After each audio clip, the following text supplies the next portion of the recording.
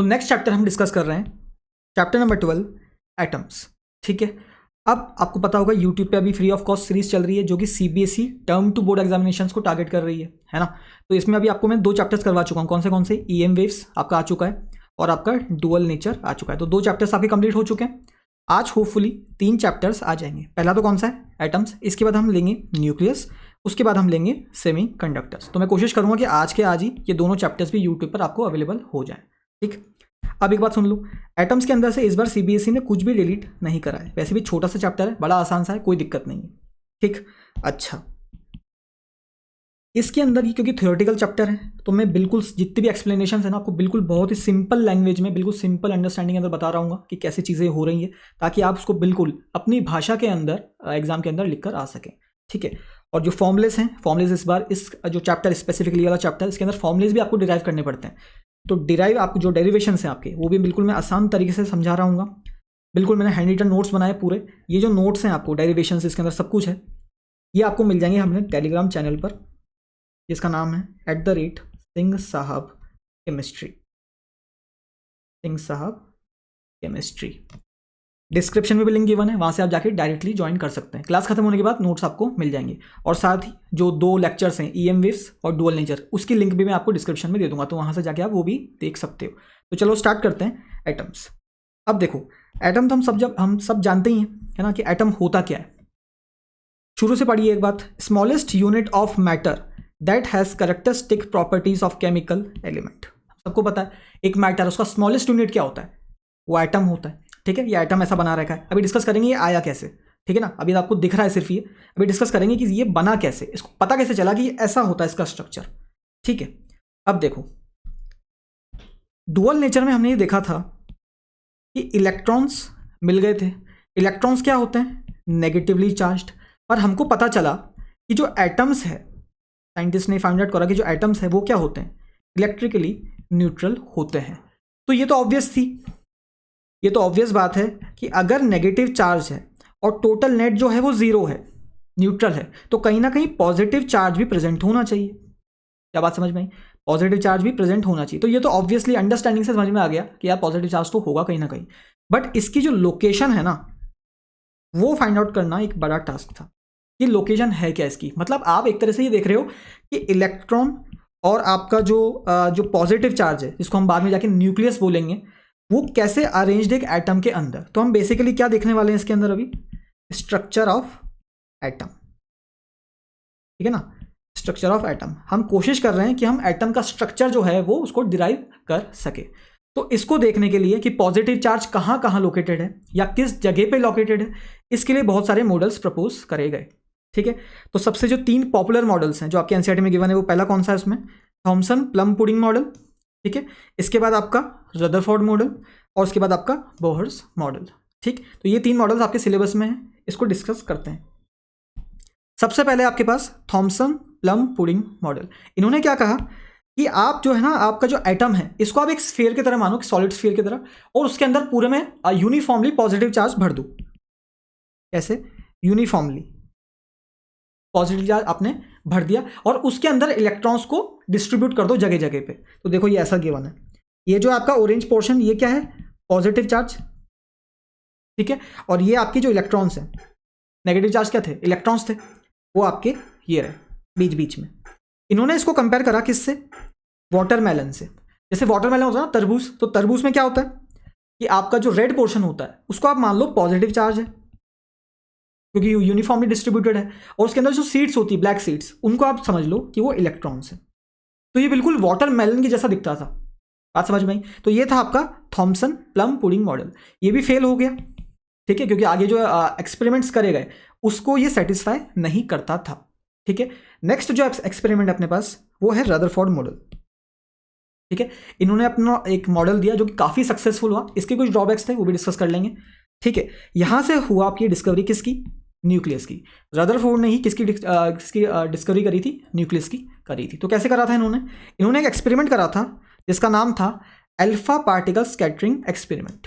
ठीक है, इन्होंने एक्सपेरिमेंट करा। अब एक्सपेरिमेंट को समझते हैं कि एक्सपेरिमेंट था क्या। सबसे पहले देखो कि आपका अल्फा पार्टिकल्स क्या होते हैं, व्हाट आर अल्फा पार्टिकल्स। तो अल्फा पार्टिकल्स कुछ भी नहीं है, अल्फा ऐसे बोल रहा हूँ, उसको डिनोट कर रहा हूँ मैं। अगर आप 2 प्रोटॉन्स ले लो, सिर्फ 2 प्रोटॉन्स, एक एटम के अंदर सिर्फ 2 प्रोटॉन्स हैं, तो उसको हम क्या बोलते हैं? अल्फा पार्टिकल्स बोलते हैं। तो कैसे बना सकते हैं इसको? आपने लिया He, हीलियम जो होता है उसके अंदर क्या होते हैं? 2 प्रोटॉन्स होते हैं और 2 इलेक्ट्रॉन्स होते हैं। अगर मैं इन दोनों को यहाँ से हटा दूँ, 2 इलेक्ट्रॉन्स को हटा दूँ, तो मेरे पास क्या बच जाएगा? मेरे पास सिर्फ बच जाएगा 2 प्रोटॉन्स। तो यहाँ पर मैं बोल सकता हूँ कि जो He2+ है, क्योंकि 2 इलेक्ट्रॉन्स हटा दिए, यही क्या है आपका? अल्फा पार्टिकल है। क्या बात समझ में आई? तो अल्फा पार्टिकल से हम इसको क्या कर रहे हैं? स्कैटरिंग एक्सपेरिमेंट परफॉर्म करेंगे। तो सेटअप क्या इसका देख लेते हैं।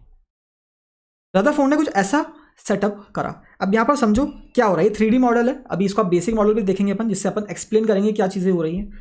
यहाँ पर देखो, सबसे पहले ये क्या हो रहा है, यहाँ पर हमने क्या ले लिया? Source of alpha particles. अभी बोला हमने अल्फा पार्टिकल्स से हम स्कैटरिंग कराएंगे, तो अल्फा पार्टिकल्स का सोर्स ले लिया अपन ने, जहाँ से जो आपका जो अल्फा पार्टिकल्स है वो निकल रहा होगा। इसके बाद यहाँ पर हमने स्क्रीन लगा रखी है और अंदर लगा रखा है गोल्ड फॉइल। ठीक, तो हम क्या कर रहे हैं यहाँ पर? अल्फा पार्टिकल्स को यहाँ से भेज रहे हैं। ठीक है, एक स्मॉल सी स्लिट है यहाँ पर, बिल्कुल ना के बराबर एक स्लिट है, बिल्कुल पतली सी। वहां से ये अल्फा पार्टिकल अंदर जाएगा और इस गोल्ड कॉइल को पेनिट्रेट करेगा। क्या बात समझ में आई?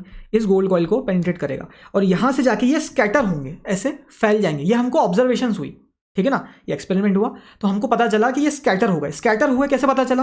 कि एक पार्टिकल यहाँ गिर गया, एक पार्टिकल यहाँ गिर गया, क्योंकि हमको दिखता तो नहीं है अल्फा पार्टिकल, भाई नेकेड आई से थोड़ी दिखेगा। तो हमने क्या करा, यहाँ पर स्क्रीन लगा दी, वो भी किसकी? ZNS की।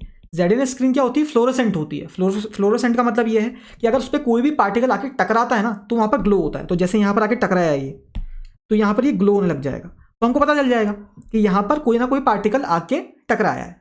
बात समझ में आई? तो ये आपका पूरा सेटअप है। ये वैक्यूम के अंदर अपने को करना है। क्यों करना है वैक्यूम के अंदर? क्योंकि हम चाहते हैं कि ये जो अल्फा पार्टिकल है वो सिर्फ गोल्ड के एटम से ही टकराए। अगर वैक्यूम नहीं होगा तो और दूसरी गैसेस हो सकती है और दूसरे पार्टिकल्स हो सकते हैं, उससे टकरा के भी तो स्कैटरिंग हो सकती है। समझ में? तो इसको अपन वैक्यूम में कर रहे हैं। अब समझो इसका, इसको आप ऊपर से देख रहे हो, बिल्कुल ऊपर से, है ना, तो ये कैसा लग रहा है? देखो, ये आपकी स्क्रीन है, ZNS स्क्रीन। अच्छा, एक बात समझो कि यहाँ पर हमने गोल्ड फॉइल क्यों ली है? ठीक है, एक्चुअली में क्या है, हम चाहते हैं कि एक अल्फा पार्टिकल एक एटम के साथ कोलाइड हो। क्या चाहते हैं हम? एक अल्फा, हमको एटम का स्ट्रक्चर देखना है ना, तो वो उसने क्या करा रदरफोर्ड ने, कि एक अल्फा पार्टिकल जो था उसको वो एक गोल्ड के एटम से, एक सिंगल गोल्ड के एटम से कोलाइड कराना चाहता था कि वो क्या उसका इंटरेक्शन हो रहा है। तो गोल्ड और गोल्ड जो आपका लेने का पर्पस है वो क्या था, कि गोल्ड जो होता है वो बहुत ही डक्टाइल होता है और मेलिएबल भी होता है, मतलब इसको आप कितना भी पतला कर सकते हो। तो बेसिकली हुआ क्या, उसको जो गोल्ड था उसकी आपको जो स्ट्रिप थी, जो मेटल की जो प्लेट बनाई अपने गोल्ड की, जो फॉइल बनाई, उसको इतना पतला कर दिया कि वो सिंगल लेयर्ड हो गया। क्या हो गया वो? Single layered. मतलब रदरफोर्ड ने इसका क्या कर दिया था साइज? 2.1 × 10⁻⁷ मीटर्स तक कर दिया थी इसकी थिकनेस।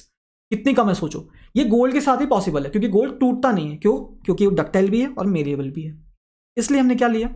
गोल्ड लिया। क्या बात समझ में आई? तो बेसिकली हुआ क्या, जब आपने इसको बिल्कुल पतली कर दी ना, तो कुछ ऐसा हो गया है, एक एटम के ऊपर एक एटम स्टैक हो गए।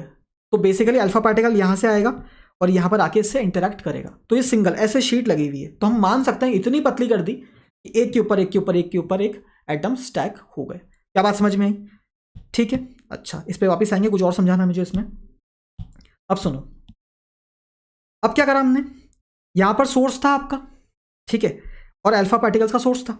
इसकी एनर्जी 5.5 इलेक्ट्रॉन वोल्ट है, ये आपको गिवन है एनसीईआरटी के अंदर, याद रखना है इसको। ये बिस्मथ से निकालते हैं अपन। किससे निकालते हैं? बिस्मथ से। ठीक है, अच्छा, अब अपने को पता चलना चाहिए कि सोर्स ऑफ अल्फा पार्टिकल्स क्या है। अब देखो, जो सोर्स है वो एक डायरेक्शन में तो भेजेगा नहीं, अपने को क्या चाहिए कि उस पर यहां पर सीधा जाके वो इंटरेक्ट करे, यहां पर जाके, यहां पर जाके। तो जो सोर्स है वो तो सब डायरेक्शन में आपकी जो अल्फा पार्टिकल्स है वो निकालेगा, एक डायरेक्शन में थोड़ी निकालेगा। तो उसके लिए हम क्या कर रहे हैं, यहां पर एक लेड की ब्रिक्स बना दी हमने। क्या बना दी? लेड की ब्रिक्स। तो यहां से क्या होगा, यहां से फिल्टर हो जाएगी वो, और जो सिर्फ पैरेलल जा रही होगी ना, वो बीम सिर्फ फिल्टर हो जाएगी। क्या बात समझ में आई? इसको करने का और रीजन क्या है, अगर मान लो आप लेड ब्रिक्स को नहीं लगाते, बाई चांस मान लो लेड ब्रिक्स को आप नहीं लगाते हो, तो उससे क्या होगा, ये जो पार्टिकल है ना, ये वाला जो अल्फा पार्टिकल इस डायरेक्शन में निकला है, हो सकता है ये जाके सीधा टकरा जाए यहां पर। तो पता कैसे चलेगा कि यहां पर जो स्क्रीन ग्लो हुई थी आपकी, वो किसकी वजह से हुई? वो स्कैटरिंग हुई उसकी वजह से हुई, या फिर सीधा पार्टिकल सोर्स से यहां पर आ गया? समझ में आया? तो लेड ब्रिक को लगाना जरूरी है। तो हम क्या कर देंगे, उसको पैरेलल कर देंगे लेड ब्रिक से। तो एक तरह से फिल्टर का काम कर रहा है। इसको हम बोलते हैं कॉलिमेट करना। आपको एक टर्म गिवन है एनसीईआरटी के अंदर, कॉलिमेट, मतलब एक सिंगल पैरेलल रेस को जनरेट करना। तो बीम ऑफ अल्फा पार्टिकल्स हो गई। अब ये बीम जो जा रही है, ये इस गोल्ड फॉइल से इंटरेक्ट करेगी। तो हमने ये नोटिस करा कि जब ये इंटरेक्ट करती ना तो ऐसे ही स्कैटर हो गया ये, कुछ यहाँ पर आके गिरे, यहाँ पर आके गिरे, यहाँ पर आके गिरे, कुछ इधर गिरे, ठीक है। तो ये सब स्कैटर हो गए। अब हम देखते हैं कि इसका ऑब्जर्वेशन क्या था। अच्छा, ये गिने कैसे हमने कि कितने स्कैटर हुए? डिटेक्टर से।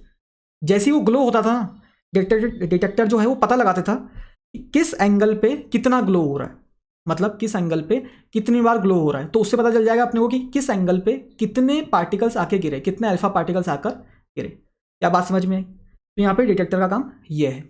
अब देखो, यहाँ से अपने पास जो ऑब्जर्वेशन आई, दो चीज़ें, एक ऑब्जर्वेशन है, एक रिजल्ट है। पहले अब ऑब्जर्वेशन देखते हैं कि एक्सपेरिमेंट अपन ने करा, उससे ऑब्जर्वेशन क्या निकल रही है। तो सबसे पहले ऑब्जर्वेशन क्या थी कि आपका जो मैक्सिमम जो आपके अल्फा पार्टिकल्स थे ना, वो तो स्ट्रेट निकल गए। ऑब्जर्वेशंस देखो क्या थी observations, most alpha particles goes straight, मतलब वो किसी से कोलाइड हुए ही नहीं। भाई अगर कोई चीज सीधी जा रही है, वो मुड़ेगी कब? जब वो किसी से टकराएगी। अगर वो टकराई नहीं रही तो सीधी किसी से चली जाएगी। इसका मतलब है अगर बहुत सारे मोस्ट अल्फा पार्टिकल्स सीधे ही जा रहे हैं, इसका मतलब है कोई कोलिजन वहां पर नहीं हुआ है, मतलब नो डेविएशन। इसकी परसेंटेज कितनी थी? 99.86, मतलब 99.86% जो अल्फा पार्टिकल्स वो तो सीधे ही चले गए। बात समझ में? अब इसका कंक्लूजन क्या है वो हम इसकी स्टेटमेंट से निकालेंगे थोड़ी देर बाद। और क्या हुआ, नेक्स्ट ऑब्जर्वेशन क्या है कि 0.14% of alpha particles deviate by more than 1 degree. क्या बात समझ में? 1 डिग्री से ज्यादा डेविएशन कितने दे रहे हैं? बस 0.14% दे रहे हैं, ठीक है। जो नेक्स्ट ऑब्जर्वेशन है, थर्ड ऑब्जर्वेशन, वो क्या है? सिर्फ 8000 में से एक ऐसा होगा जो 90 डिग्री से ज्यादा डेविएशन शो करेगा। आपको पता चलना चाहिए एंगल अपन कहां से नाप रहे हैं। देखो एंगल हम दे रहे हैं यहां से, ये वाला आपका एंगल है, ठीक है। तो 90 डिग्री का मतलब क्या हो गया? ऐसे, ये आपका 90 डिग्री हो गया। क्या बात समझ में? अच्छा, तो ये इन्होंने बोला थर्ड ऑब्जर्वेशन में। इसके बाद ये कह रहे हैं कि 10⁻7 अगर आपके पास अल्फा पार्टिकल्स हैं तो उसमें से सिर्फ एक होगा जो पूरा का पूरा रिटर्न बैक कर जाएगा 180 डिग्री। कितना? 180 डिग्री, मतलब पूरा रिटर्न बैक ऐसे जाएगा और वापस ऐसे आ जाएगा। 180 डिग्री कितना होगा? देखो यहां से ये गया और ये वापस आ गया, तो आपका एंगल कितना बन रहा है? पूरा का पूरा 180 डिग्री बन रहा है। क्या बात समझ में आई? तो यहां से हम ऑब्जर्वेशन क्या ले सकते हैं? ऑब्जर्वेशन तो आपकी आ गई, रिजल्ट क्या ले सकते हैं? देखो अगर ये आपके एटम्स हैं, ये गोल्ड एटम्स है आपका, है ना, यहां से आपका जो अल्फा पार्टिकल है वो मैक्सिमम तो क्या निकल गए? ऐसे के स्ट्रेट निकल गए। तो हम बोल सकते हैं कि इसके अंदर जो मैक्सिमम स्पेस है ना एटम के अंदर, ये एटम है, इसके अंदर जो मैक्सिमम स्पेस है वो क्या है? वो एम्प्टी है। जब भी तो वो बिना डेविएट करे निकल गया सीधे सीधे मैक्सिमम, तो मैक्सिमम स्पेस एम्प्टी है, ठीक है। और दूसरी ऑब्जर्वेशन क्या थी अपनी कि कुछ ही रिटर्न बैक करेगा। रिटर्न बैक करने का मतलब क्या है? मान लो कि यहां पर बीच में अगर कोई ऐसी चीज होती पॉजिटिवली चार्ज्ड, है ना, तो अल्फा पार्टिकल भी क्या है? पॉजिटिवली चार्ज्ड है। तो अगर वो रिबाउंड कर रही है, वापस पूरा रिबाउंड कर रही है, तो इसका मतलब क्या हो सकता है कि वो यहां से आई और ऐसी की ऐसी पूरी वापस चले गई। तो ये पॉजिटिव चार्ज होना चाहिए। पॉजिटिव चार्ज ही तो पॉजिटिव चार्ज को क्या करेगा? रिपेल करेगा। तो इसके बिल्कुल लाइन में आया होगा तो ये वापस रिटर्न बैक कर गया। और जो थोड़े से ज्यादा डेविएट कर रहे थे वो इसके आसपास से निकल रहे होंगे, मतलब यहां से गए और ऐसे चले गए, यहां से गए और ऐसे चले गए। और जो दूर थे इससे वो सीधे निकल गए, क्योंकि एटम क्या है? आधा तो है, मतलब पूरा तो लगभग पूरा तो क्या है? एम्प्टी है। क्या बात समझ में आई? तो हम यहां से कह सकते हैं कि सेंटर ऑफ द एटम के अंदर, सेंटर में एटम के एक पॉजिटिवली चार्ज्ड स्पीशीज है। क्या है? Positively charge species. और ये बहुत ही हैवी है।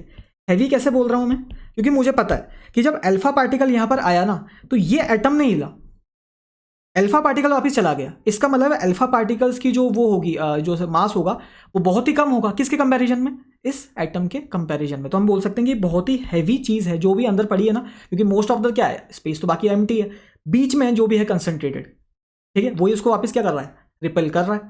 तो वो बहुत ही हैवी चीज है। इसी हमको ये जो है आपका पॉजिटिव चार्ज जो हैवी मास का है, इसको रदरफोर्ड ने नाम दिया न्यूक्लियस। क्या बात समझ में आई? तो यहां से आपकी जाके डिस्कवरी हुई किसकी? न्यूक्लियस की। क्या बात समझ में आई? तो देखो आप रिजल्ट्स देख लो, इसके रिजल्ट्स क्या है।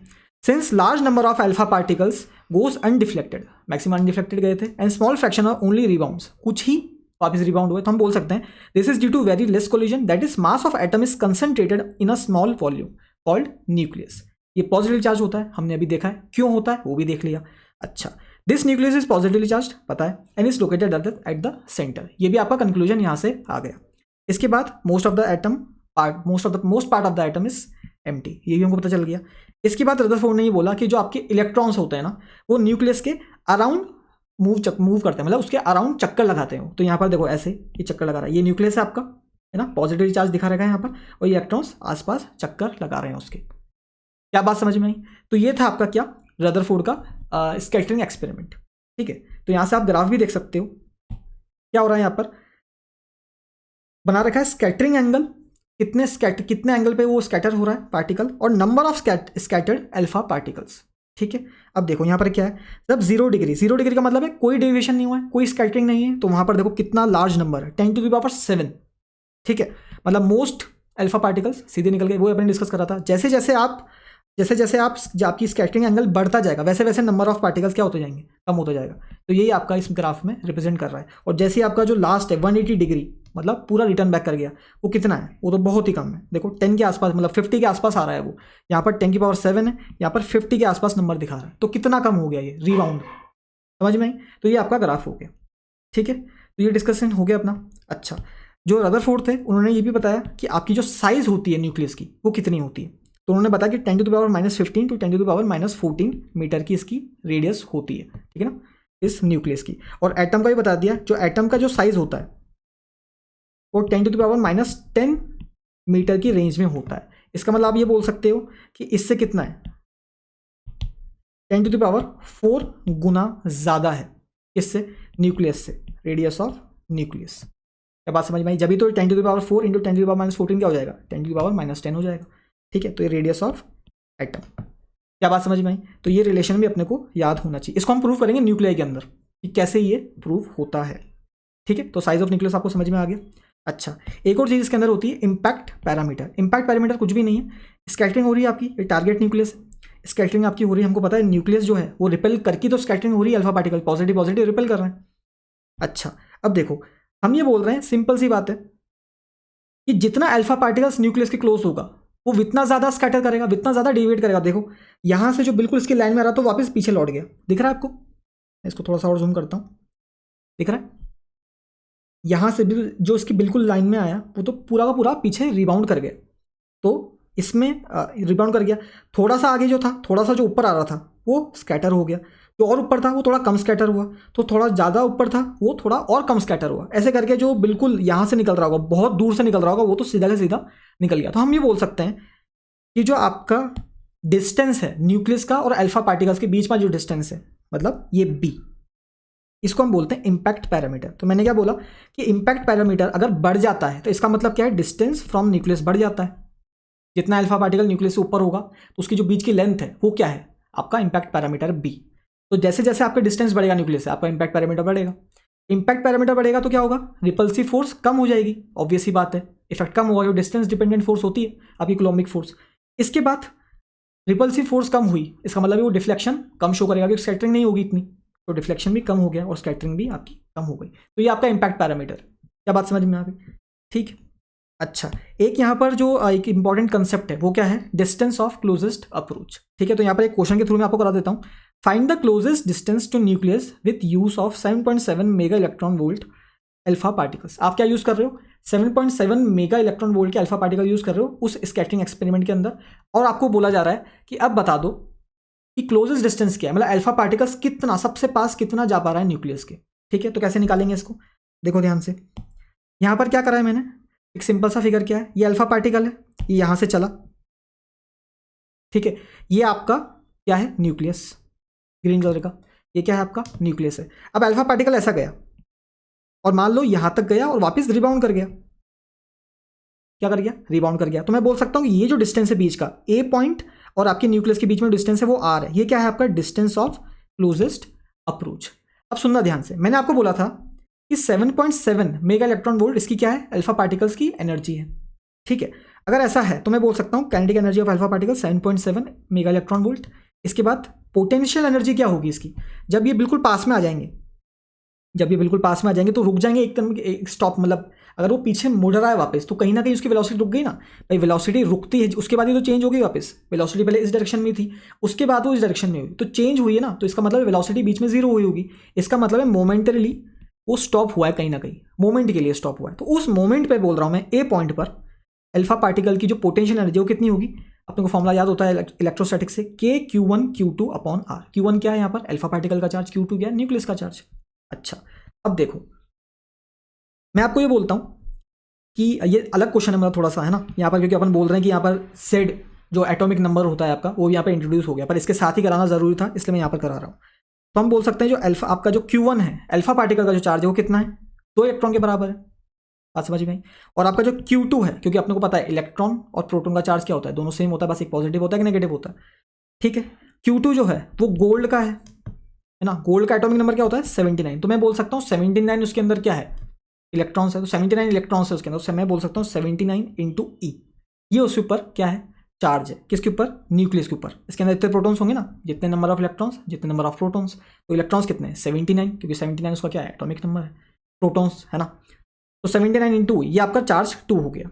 अब हम बोल सकते हैं यहाँ से सब्स्टिट्यूट कर दो इधर Q1 Q2 की वैल्यू, तो बोल सकता हूँ मैं सबसे पहले क्या करा मैंने, 7.7 मेगा इलेक्ट्रॉन वोल्ट्स को मैंने उसको चेंज कर दिया, उसकी यूनिट चेंज कर दी, क्योंकि वो मेगा इलेक्ट्रॉन वोल्ट में था, जूल में लेके आया।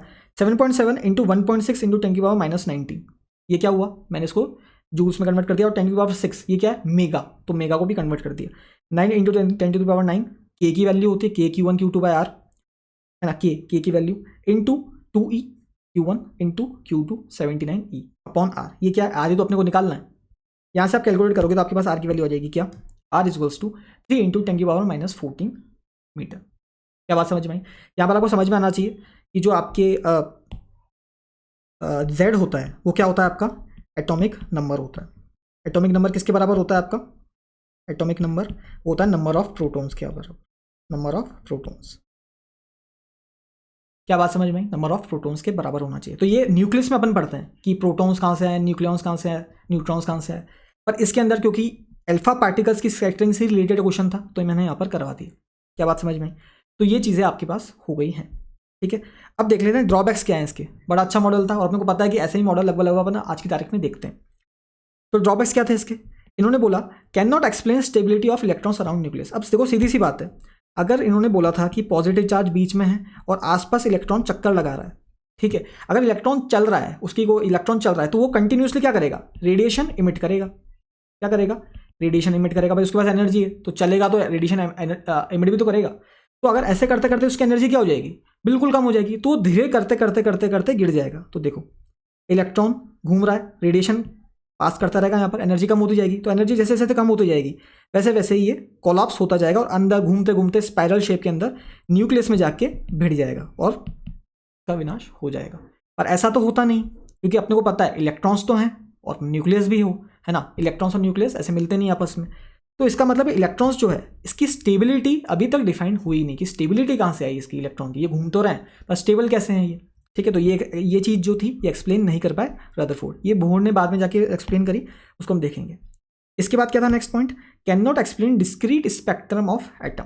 ये भी हम डिस्कस करते हैं कि किसी भी एटॉमिक गैस को अगर आप उसमें लाइट स्ट्रक करा देते हैं, जैसे स्पार्क करवा देते हैं, तो एक डार्क स्क्रीन के अंदर अगर इसको अपन उसका स्पेक्ट्रम लेंगे, है ना, तो वहाँ पर लाइन्स आ जाती है ऐसी, इस कलर की एक कलर की आ गई, दूसरी कलर की आ गई, ऐसे करके अलग अलग कलर्स की लाइन्स आ जाती है। तो ये डिस्क्रीट है, देखो बाकी सब कुछ ब्लैक है, बीच बीच में लाइन्स आ गई कलरफुल या जो भी लाइन्स आई, ठीक है, तो ये डिस्क्रीट हो रहा है। पर क्योंकि इन्होंने बोला था कि ये कंटिन्यूस देता है, क्योंकि एनर्जी क्या है, ये बोल रहा है कि इलेक्ट्रॉन जो है वो कंटिन्यूसली घूम रहा है उसमें आपके एटम के, आपके न्यूक्लियस के अराउंड, तो इसका मतलब वो कंटिन्यूस एनर्जी क्या दे रहा है, लिबरेट कर रहा है। तो आपकी जो स्पेक्ट्रम आना चाहिए था वो क्या, कैसा आना चाहिए था, कंटिन्यूस आना चाहिए था, और आके आता कैसा है, डिस्क्रीट आता है। तो ये भी उन्होंने एक्सप्लेन नहीं कर पाए, ठीक। तो देखो नेक्स्ट देखते हैं अपन, अब क्या है, बोहर्स पोस्टुलेट। अब बोहर्स पोस्टुलेट क्या है वो हम देखते हैं।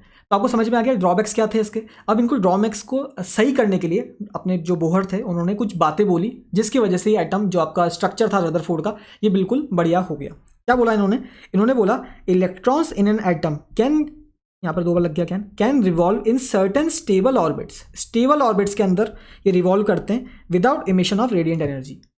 रदरफोर्ड तो क्या बोल रहे थे, इलेक्ट्रॉन घूमेगा पर वो रेडिएशन ऑब्वियसली वो इमिट करेगा ही करेगा।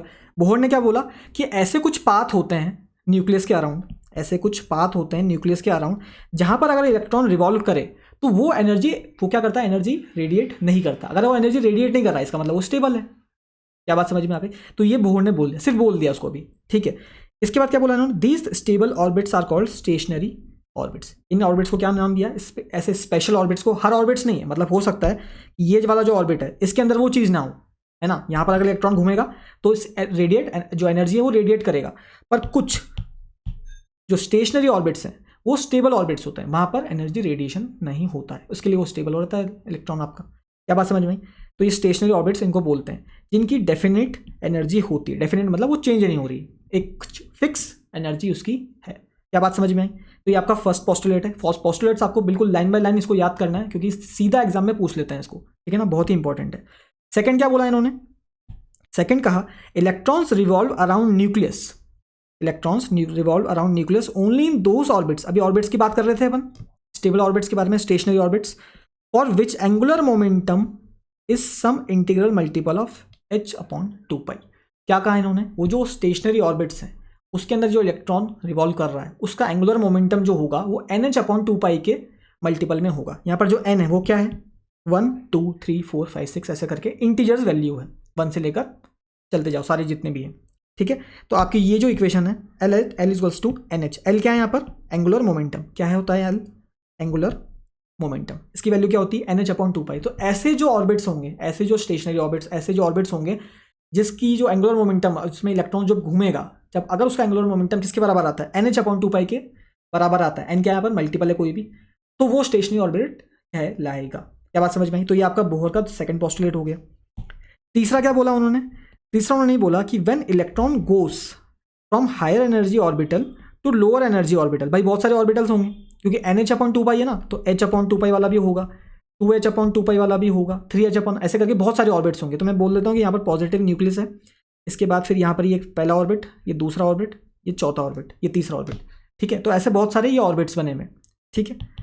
उन्होंने कहा कि जब इलेक्ट्रॉन जो है वो हायर एनर्जी से लोअर एनर्जी के अंदर जाता है, इससे हायर एनर्जी ऑर्बिटल से लोअर एनर्जी ऑर्बिटल, जैसे मान लो यहाँ पर इलेक्ट्रॉन प्रेजेंट है, ये हायर एनर्जी से लोअर एनर्जी के अंदर गया, ठीक है।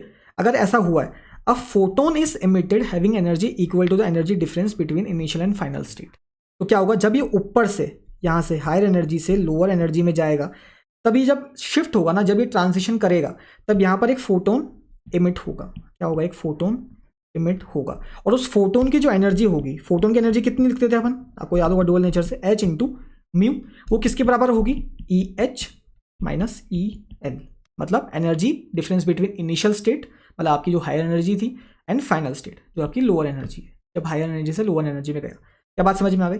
तो ये चीज़ भी आपकी किसने बोली, बोहर ने बोली, ठीक है। अब देखो रीजन फॉर स्टेबिलिटी देखते हैं कि वो इलेक्ट्रॉन घूम रहा था ना जो स्टेशनरी ऑर्बिट में, उसका स्टेबिलिटी का रीजन क्या है, कैसे प्रूव हो रहा है वो अपना मैथमेटिकली। तो मैंने आपको बोला कि अगर ये न्यूक्लियस है, ये न्यूक्लियस है और ये आपका इलेक्ट्रॉन घूम रहा है यहाँ पर, ये रिवॉल्व कर रहा है, तो मान लो ये ऐसे रिवॉल्व कर रहा है वेलोसिटी v से, ठीक है। तो स्टेबिलिटी के लिए क्या होना चाहिए, जब ये रिवॉल्व करेगा तो इस पर सेंट्रीपिटल फोर्स लगेगा, सेंट्रीफ्यूगल फोर्स लगेगी बाहर की तरफ, क्या ये सेंट्रीफ्यूगल फोर्स, और नीचे क्या लगेगा आपका न्यूक्लियर फोर्स। आपका न्यूक्लियर फोर्स क्या है, आपका कूलम्बिक फोर्स, जो न्यूक्लियस लगा रहा है, न्यूक्लियस और इलेक्ट्रॉन के बीच में क्या लगेगा, कूलम्बिक फोर्स लगेगा, है ना। तो ये लगेगा, तो Fc और Fn अगर बराबर हो गए तो क्या ये स्टेबल रहेगा, बिल्कुल स्टेबल रहेगा, क्योंकि फोर्सेस क्या हो गई, इक्वल हो गई, ठीक है। तो यहाँ से फोर्सेस को इक्वल कर देते हैं। तो मैं बोल रहा हूँ कि जो आपका न्यूक्लियस है उसके जो नंबर ऑफ प्रोटॉन्स है उसके अंदर वो Z है, एटॉमिक नंबर क्या होता है, Z होता है, तो Z इंटू ई उसका क्या हो जाएगा, नेट चार्ज हो जाएगा, Z इंटू ई। इलेक्ट्रॉन पे चार्ज क्या है, माइनस है, डिस्टेंस कितना है, R है। मैं ये बोल सकता हूँ, यार लिया ना अपन ने, यार ले लेते हैं इधर, ठीक है। अब देखो Fn मैंने क्या लिखा, न्यूक्लियर जो आपका जो इलेक्ट्रोस्टैटिक फोर्स होता है, कूलम्बिक फोर्स, वो क्या लिया, K into Q1 Q2 upon R square, 1/4 pi epsilon not. Q क्या है, Q1 क्या है न्यूक्लियस का, कितना है, Z इंटू ई, ई क्या है इलेक्ट्रॉन का, into E upon R square. तो यहाँ से मेरे पास वैल्यू हो गई क्या, ये लिख दी। और Fc क्या है, सेंट्रीफ्यूगल फोर्स, सेंट्रीफ्यूगल फोर्स क्या होती है, आपको फॉर्मूला याद होना चाहिए, mv²/r। क्या बात समझ में, ये दोनों चीज़ें हो गई। अब इन दोनों को क्या करना है, मुझे इक्वेट करना है फॉर स्टेबिलिटी। तो मैंने यहाँ से इक्वेट कर दिया, क्या mv²/r equals to 1/4 pi epsilon naught into Z into E upon R square, ठीक है। यहाँ से मेरे पास वैल्यू निकल कर आई क्या, mv² is also Z² upon 4 pi epsilon naught into R। क्या बात समझ में आई, ये अपने पास वैल्यू निकल कर आ गई। अब देखो मैं क्या कर रहा हूँ यहाँ पर, काइनेटिक एनर्जी जो होती है ना, जो यहाँ पे ये चल रहा है वेलोसिटी से चल रहा है, तो इसकी काइनेटिक एनर्जी भी ऑब्वियस सी बात है, कितनी होगी वो, हाफ mv²। तो मैं बोल सकता हूँ हाफ mv², कितनी वैल्यू निकाली थी मैंने अभी, ZE² upon 4πε0 into R, 1/4πε0 into ZE² upon R. तो यहाँ से मैं बोल सकता हूँ काइनेटिक एनर्जी का जो फॉर्मुला है आपके पास वो क्या है, ZE² अपॉन 8πε0 इंटू आर। क्या बात समझ में आई। ऐसी पोटेंशियल एनर्जी जो होगी वो क्या होती है, Q1 Q2 is to 1/4πε0 into ZE into -E upon are.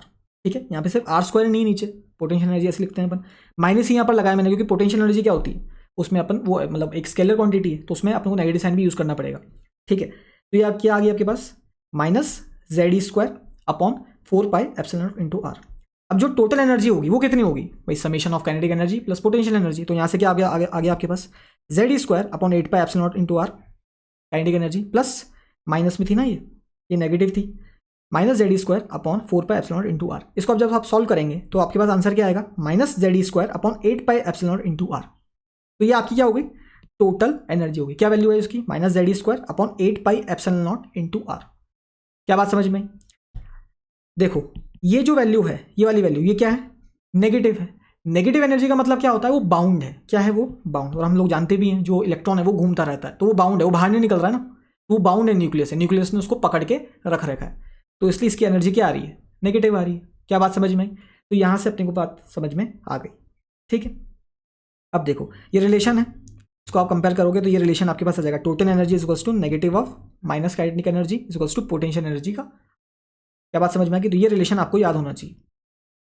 अब देख low energy and radius, next chapter अपने पास, नेक्स्ट पॉइंट जो अपने पास वो क्या है, एनर्जी एंड रेडियस। मैंने आपको कहा था कि अगर इलेक्ट्रॉन किसी ऑर्बिट में घूम रहा है तो वो क्या है, NH/2π से, है ना, वो किसके बराबर होना चाहिए, NH/2π के बराबर होना चाहिए। एन क्या है यहाँ पर, नंबर ऑफ ऑर्बिटल्स है, 1 2 3 4 5 ऐसे बढ़ते जाएंगे आगे आगे ऑर्बिटल्स।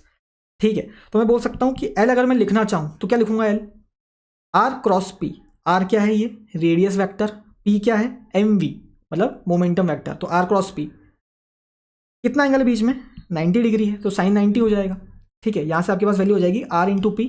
R×P, P क्या है, V से चल रहा है, तो MV, मोमेंटम क्या होता है, मास इंटू वेलोसिटी, तो MVR। तो आप बोल सकते हो आपकी जो एंगुलर मोमेंटम की जो वो आई आपकी इक्वेशन, वो क्या आई, NH/2π तो था ही, इंटू इक्वल्स टू MVR भी ये हो गया। क्या बात समझ में।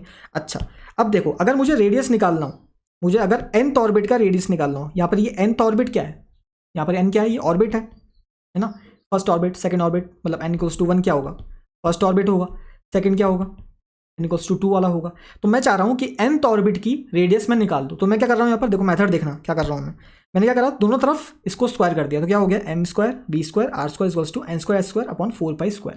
क्या बात समझ में आई। अच्छा अब क्या करा मैंने, m को मैंने बाहर ले लिया कॉमन, अंदर बच गया m into v² into r²। अब क्या हुआ, mv² की मुझे वैल्यू याद थी पहले से, क्या थी वो, ZE² अपॉन 4πε0 इंटू आर। यहाँ पर वही मैंने सब्स्टिट्यूट कर दी, into r² equals to n² s² upon 4π²। इसको आप जब सॉल्व करोगे, यहाँ से एक r से एक r कट जाएगा, इस r के लिए आप जब सॉल्व करोगे तो आपके पास इक्वेशन ये वाली आएगी, कितनी आएगी, n² h² ε0 upon pi m ZE²। z क्या है, एटॉमिक नंबर है, आपका n क्या है, नंबर ऑफ ऑर्बिट, मतलब जो nth है आपका वो क्या आएगा, नंबर ऑफ ऑर्बिट, मतलब कौन से ऑर्बिट का वो आप रेडियस निकालना चाहते हो, radius of the nth orbit. क्या बात समझ में आई। तो ये चीज़ें आपके पास हो गई। तो nth ऑर्बिट का रेडियस आपको पता चल गया कैसे निकलता है। ठीक है, अच्छा तो यहाँ से हम देख सकते हैं जो r है वो कैसे रिलेट कर रहा है आपकी n² और z से, मतलब n² की डायरेक्टली प्रोपोर्शनल है और z के क्या है, इनवर्सली प्रोपोर्शनल है। तो ये आपकी रिलेशन भी याद होना चाहिए। बोहर रेडियस बहुत छोटा सा टॉपिक है, A0 से इसको डिनोट करते हैं। अगर मैं इस इक्वेशन के अंदर, इस रेडियस के अंदर, जो रेडियस निकाली nth ऑर्बिट के मैंने, अगर मैं फर्स्ट ऑर्बिट के रेडियस निकालूं, इसकी फर्स्ट ऑर्बिट की, मतलब n इक्वल्स टू 1 और मैं z इक्वल्स टू 1 ले लूँ, मतलब क्या ले लूँ, हाइड्रोजन ले लूँ। 1 क्या होता है, हाइड्रोजन होता है। ठीक है, अगर मैं 1 ले लूँ तो जो रेडियस आती है ना, A0 जो आएगा मेरे पास, उस टाइम पे जो रेडियस होती है z इक्वल्स टू 1 और n इक्वल्स टू 1 पर, वो क्या होती है, मेरी बोहर्स रेडियस होती है। आगे जाके पता चलेगा अपने को कि बोहर्स का जो मॉडल है ना, वो सिर्फ सिंगल इलेक्ट्रॉन स्पीशीज के लिए या फिर हाइड्रोजन के लिए वैलिड है, बाकी के लिए तो वैलिड है ही नहीं। ठीक है, तो एक तरह से आप इतना सब कुछ पढ़ रहे हो ना, तो हाइड्रोजन और उसकी जैसी सिंगल इलेक्ट्रॉन स्पीशीज के लिए वैलिड होता है, मल्टी इलेक्ट्रॉन स्पीशीज के लिए वैलिड नहीं होता है। तो बोहर रेडियस आपको समझ में आ गया। अब देखो एनर्जी देख लेते हैं। एनर्जी मैंने अभी निकाली थी, कितनी थी, minus E square Z upon 8 pi epsilon naught into R. Total energy इतनी निकली थी ना, अभी देखो कितनी निकली थी, minus Z square upon 8 pi epsilon naught into R. ये रही आपकी। यहाँ से मैं रेडियस को सब्स्टिट्यूट कर सकता हूँ। रेडियस मैंने अभी निकाली है, क्या निकाली थी रेडियस, ये रेडियस निकाली थी, तो यहाँ से सब्स्टिट्यूट कर दो। ये क्या हो गया, सब्स्टिट्यूट कर दिया यहाँ पर। जब आपके पास एनर्जी की इक्वेशन आएगी नई वाली, वो क्या आएगी, ये आएगी, minus E4 Z square M upon 8 N square S square into E naught का, आपका जो एप्सिलॉन नॉट का होल स्क्वायर। क्या बात समझ में आई? तो यहाँ से आप ई का भी डिराइव कर सकते हो। समझ में आ गई? या तो आपको आप याद कर लो, या फिर इसको डिराइव करना सीख जाओ। ज़्यादा मुश्किल नहीं है डिराइव करना है इसको। ये एग्जाम में भी ऐसे पूछ सकते हैं कि डिराइव करो कि एनर्जी का फॉर्मूला क्या है, रेडियस का फॉर्मूला क्या है, nth ऑर्बिट में क्या होगा, उसमें क्या होगा। बात समझ में आई? तो ये हो गई आपकी एनर्जी की बात। हाइड्रोजन में आपको बता दिया z क्या होता है, 1 होता है। तो ई क्या लिख सकता है, 1 minus E4 into M upon 8 square. यहाँ से आई थी ना एनर्जी, क्या आई थी, minus E4 into Z square. Z क्या, उसका जेड स्क्वायर क्या हो गया, 1 हो गया, 1 का स्क्वायर 1 इंटू एम, बाकी सब कुछ एज इट इज है, 8 N square S square epsilon naught का होल स्क्वायर। एच क्या है यहाँ पर, प्लैंक्स कांस्टेंट। ठीक है, तो इक्वल्स टू माइनस 13.6। इसकी जो वैल्यू निकालोगे ना, किसकी वैल्यू, इसकी, ये जो वैल्यू निकल रही है इसकी और इसकी, मतलब एन स्क्वायर छोड़ दिया आपने बस, बाकी सब कुछ सबकी वैल्यू निकाल दी, सबकी वैल्यू सब्स्टिट्यूट कर दी। इलेक्ट्रॉन का सब मास वो दे दिया, इलेक्ट्रॉन सब्स्टिट्यूट कर दिया, एच की वैल्यू डाल दी, एप्सिलॉन नॉट की वैल्यू डाल दी, सारी वैल्यूज नोन होती है अपने को, है ना। तो इसकी वैल्यू जब आप निकालोगे तो क्या आ जाएगा आपके पास, minus 13.6 into N upon N square electron volt. ये इलेक्ट्रॉन वोल्ट में निकलती है, याद रखना, इसमें निकलती है इलेक्ट्रॉन वोल्ट में। तो ये बहुत ही इंपॉर्टेंट आपकी डेफिनेशन है। क्या, हाइड्रोजन के लिए minus 13.6 upon N square electron volt ये होता है। क्या बात समझ में आई? तो ये आपको इक्वेशन याद रखनी है, बहुत ही इंपॉर्टेंट इक्वेशन है, मतलब सबसे मोस्ट इंपॉर्टेंट इक्वेशन है इस चैप्टर की। क्या बात समझ में आ गई? अच्छा, अब देखो हम एनर्जी लेवल्स की बात करते हैं। हमने अभी देखा था कि कोई भी जो आपका एटम जो आपका इलेक्ट्रॉन होता है वो हायर एनर्जी से लोअर एनर्जी में जाता है। तो जब वो जाता है, जब वो ट्रांजिशन होता है, जब बीच में क्या निकलता है, फोटोन निकल जाता है। ठीक है, अभी हमने देखा था एनर्जी लेवल्स में क्या करते हैं हम लोग। अभी आपको मैंने बताया था कि ये डिस्क्रीट निकल रहा है, देखो, है ना, लाइन स्पेक्ट्रम भी बोल सकते हैं इसको, क्योंकि डिस्क्रीट क्या, टूटा हुआ है, अलग अलग अलग अलग, तो लाइन स्पेक्ट्रम भी बोल सकते हैं। ये कंटिन्यूस है, ये किसके हिसाब से आना चाहिए था, रदरफोर्ड के हिसाब से। और ये किसके हिसाब से आता है, जो एक्चुअल आता है, ये किसके हिसाब से आएगा, बोहर के हिसाब से आएगा। क्या बात समझ में आई? तो हम कर क्या रहे हैं बेसिकली, स्पेक्ट्रम बनाने के लिए एक आपने चैम्बर लिया, उसके अंदर आपने गैस भर दी, ठीक है, और उस गैस को आपने क्या करा, उसमें एक इलेक्ट्रिसिटी पास करी, स्पार्क जनरेट कर दिया। तो उससे क्या होगा कि जो इलेक्ट्रॉन्स है आपके, उनको एनर्जी मिलेगी, है ना, तो वो नीचे इधर उधर कूदेंगे तो अपनी रेडिएशन इमिट करेंगे। वही रेडिएशन उसने क्या करा, ब्लैक स्क्रीन पे हमने जमा ली, वहाँ पर ब्लैक स्क्रीन पर ऑब्जर्व कर ली। तो ये आपका इमिशन लाइन स्पेक्ट्रम। तो नेक्स्ट क्या अपने पास, हाइड्रोजन स्पेक्ट्रम, बहुत ही इंपॉर्टेंट टॉपिक है ना। देखो हमने क्या लिखा था अभी, एनर्जी जो निकाली थी अपन ने एच के लिए, वो कितनी निकाली थी, minus 13.6 upon N square into electron volt. ये इलेक्ट्रॉन वोल्ट में निकलती थी, ठीक है ना। तो ये एनर्जी है क्या, मतलब फर्स्ट ऑर्बिट के लिए कितनी एनर्जी होगी, सेकंड ऑर्बिट के लिए कितनी एनर्जी होगी, ये तो निकाल सकते हैं अपन, एन की वैल्यू सब्स्टिट्यूट करते जाएंगे और एनर्जी निकालते जाएंगे। तो यहाँ से देख लेते हैं, एन इक्वल्स टू 1 डालोगे तो फर्स्ट ऑर्बिट की एनर्जी निकलेगी E1 इक्वल्स टू माइनस 13.6। इसको आप पुट करके देखना, 1 का स्क्वायर क्या हो जाएगा, वापस की वैसे की वैसे आ जाएगी, माइनस 13.6 इलेक्ट्रॉन वोल्ट। इसके बाद एन इक्वल्स टू 2 आप सब्स्टिट्यूट करोगे तो क्या आ जाएगा, माइनस 13.6 अपॉन 2 का स्क्वायर सेकंड ऑर्बिट के लिए, इक्वल्स टू कितनी वैल्यू आपके पास एनर्जी आ जाएगी, माइनस 3.4 इलेक्ट्रॉन वोल्ट।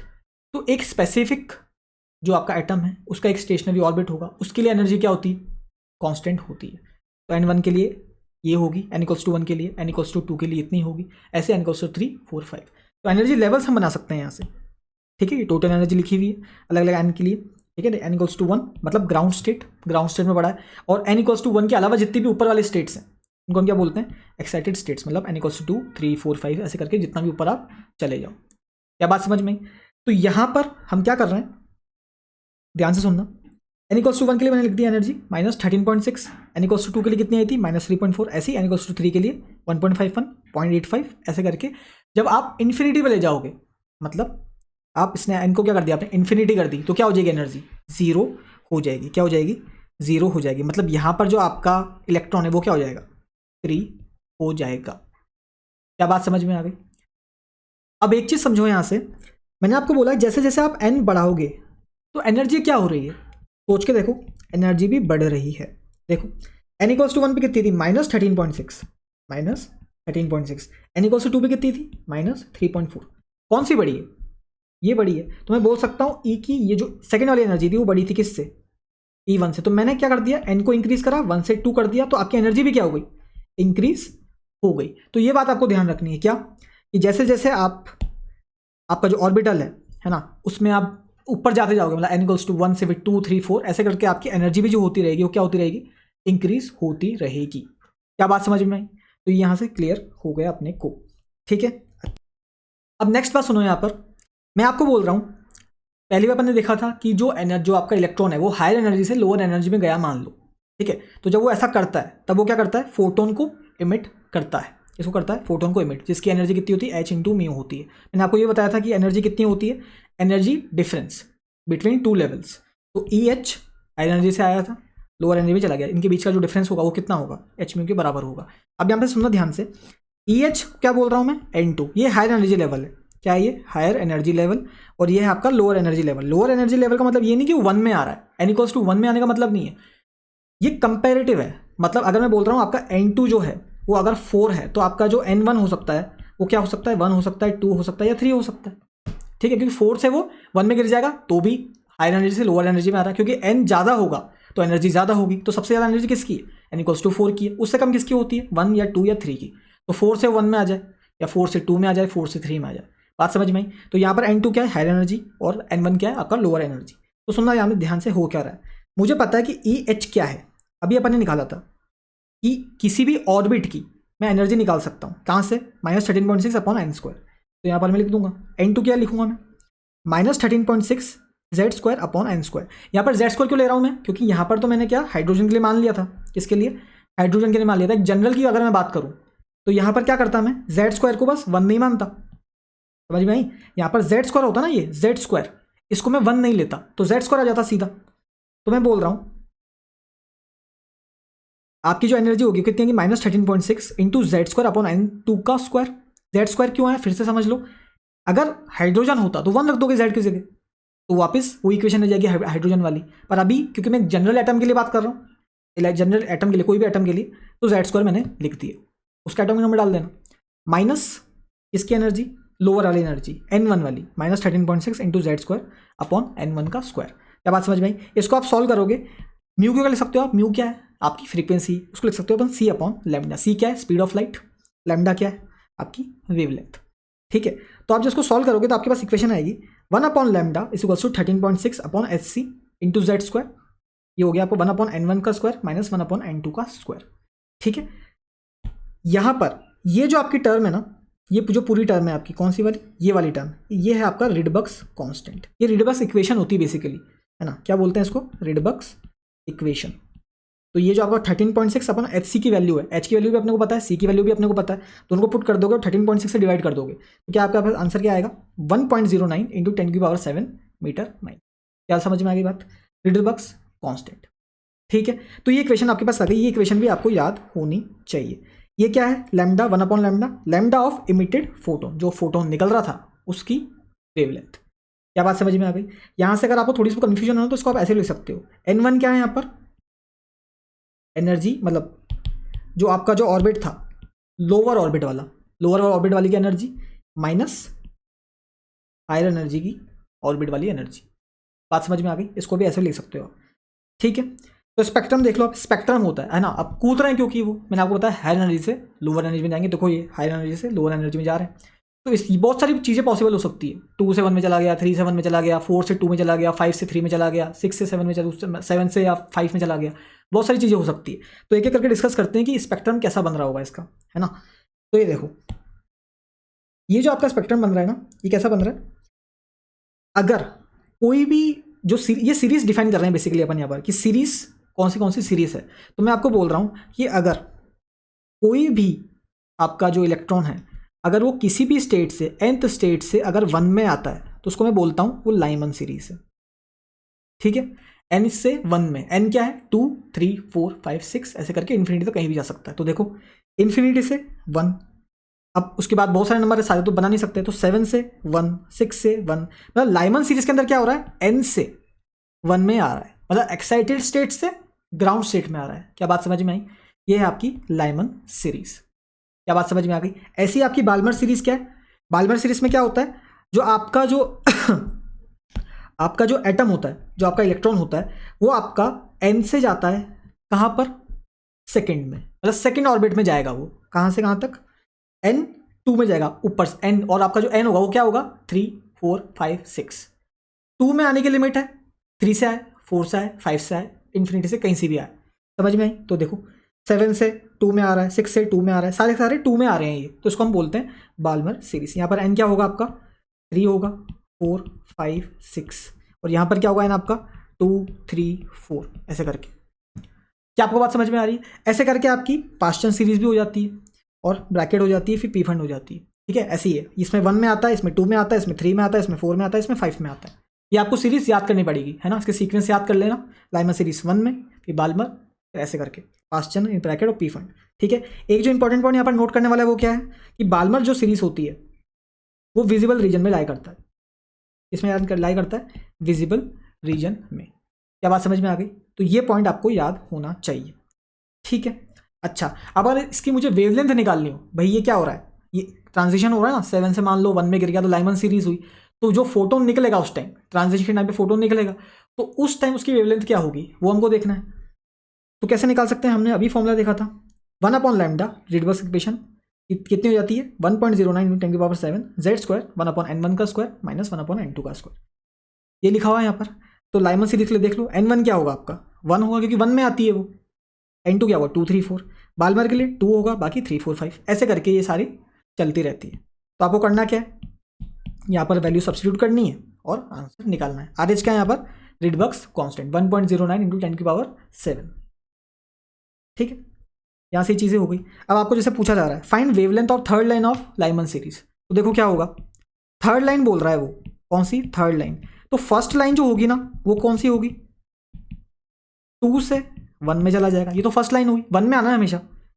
3 से 1 में चलेगी, ये सेकेंड लाइन होगी, कौन सी, सेकेंड लाइन। थर्ड लाइन कौन सी होगी,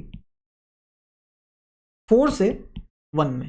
तो आपका जो n1 हुआ वो क्या हुआ, वो तो 1 है, n2 क्या हुआ आपका 4 हुआ, तो यहाँ पे सब्स्टिट्यूट कर देना आप और आपका आंसर निकल जाएगा। क्या बात समझ में आई कैसे हम कर रहे हैं इसको? ठीक है, अब देखो हमने ये डिस्कस करा था कि बोहर ने बोला था कि जो आपका जब इलेक्ट्रॉन घूमता है तो उसका जो एंगुलर मोमेंटम है वो किसके मल्टीपल में होना चाहिए, NH/2π। यहाँ पर n क्या है आपका जो ऑर्बिटल का नंबर है, मतलब stationary orbital 1 2 3, first orbital, second orbital, third orbital, जिसको हम KLM भी बोलते हैं, KLM शेल, है ना, स्ट्रक्चर ऑफ एटम के अंदर पढ़ते थे, इसके अंदर नहीं पढ़ना। तो बोहर ने बोला था कि NH/2π के मल्टीपल में होना चाहिए, पर उन्होंने सिर्फ बोल दिया था, मैंने आपको पहले भी बोला था, उन्होंने सिर्फ बोल दिया था, स्टेटमेंट बोल दिया था कि ऐसा होता है, पर उन्हें प्रूफ नहीं हुआ उनसे कि ऐसा क्यों हो रहा है। डी ब्रॉगली ने प्रूफ करा कि ऐसा क्यों हो रहा है। कैसे, वेवलेंथ से वापस वेवलेंथ पे आ गए हो।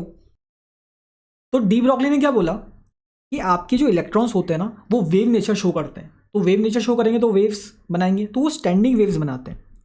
जब वो जो न्यूक्लियस के अराउंड घूमता है आपका जो इलेक्ट्रॉन है, किसी भी ऑर्बिट में घूम रहा है वो, तो वो स्टैंडिंग वेव्स वहाँ पर बनाएगा। तो हम ये बोल सकते हैं कि स्टैंडिंग वेव्स बन रही है आपकी, देखो ये स्टैंडिंग वेव्स बन रही है, और लैम्डा कितना है आपका, ये आपका लैम्डा है।